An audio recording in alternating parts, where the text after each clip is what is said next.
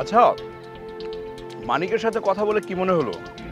আমার তো মনে হয় না ওকে আর জেরা করার প্রয়োজন আছে। আমারও তাই মনে হয় স্যার। অলির ওয়াইফের সাথে কি কথা বলার প্রয়োজন আছে? স্যার, আপাতত এসব ব্যাপারে কথা না বললে হয় না? কেন? কোনো সমস্যা? না, কোনো সমস্যা না।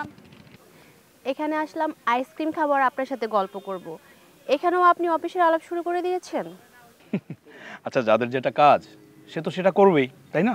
স্যার, কোনো কিছু কিন্তু বেশি খেলে বদহজম হয়।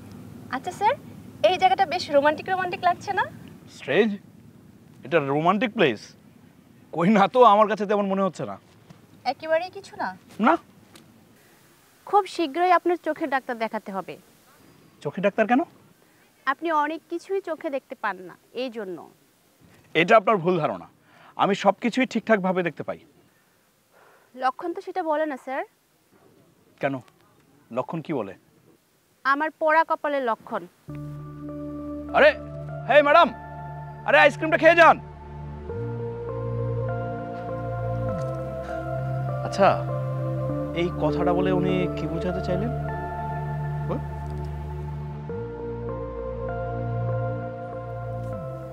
অনেক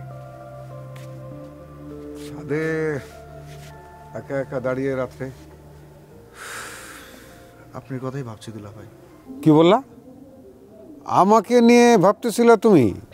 দুলা ভাই, আমার জানি কেন মনে হচ্ছে আপনি কোনো অন্যায় না করলেও ওরা আপনাকে শাপিন হত্যা মামলায় ফাঁসিয়ে দেবে। হঠাৎ তোমার এই কথা মনে হওয়ার কারণ? কারণ সিআইডি অফিসাররা বারবারই চেষ্টা করছিল যে আমি যেন আপনার নামটা বলে দিই যে আপনি খুনটা করেছেন।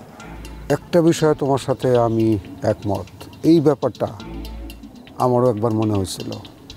দুলা ভাই, আমার মনে হচ্ছে মিস বিথির কাছে চাঁদা চাওয়াটাই আপনার জন্য কাল হয়ে দাঁড়িয়েছে। কেন যে আপনি এই কাজটা করতে গেলেন আমি বুঝতেই পারছি না। অল্প পয়সার ব্যবসা করে কেন এই কাজ করতে হবে আপনাকে বলেন তো? তোমার কি ধারণা যে আমি আমার পোলাপানরে বিথির কাছে চাঁদা চাইতে পাঠাইছি? তাহলে মাতব্বর অনেক বড় বড় হ্যাডম হয়ে গেছে, তারা নিজেরাই গেছে চাঁদা চাইতে, আমারে জিজ্ঞাসা করে নাই। তাহলে তো ভালোই হলো।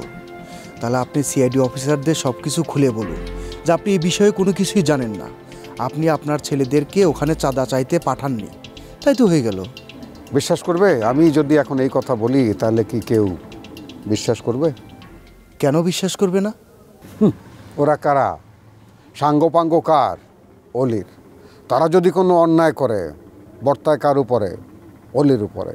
কাজেই শাস্তি যদি ওরা পায় তার আগে সেই শাস্তি আসবে আমার উপর, কারণ আমি হুকুমের আসামি। বোঝা গেছে? এই কথা অবশ্য আপনি ঠিকই বলেছেন।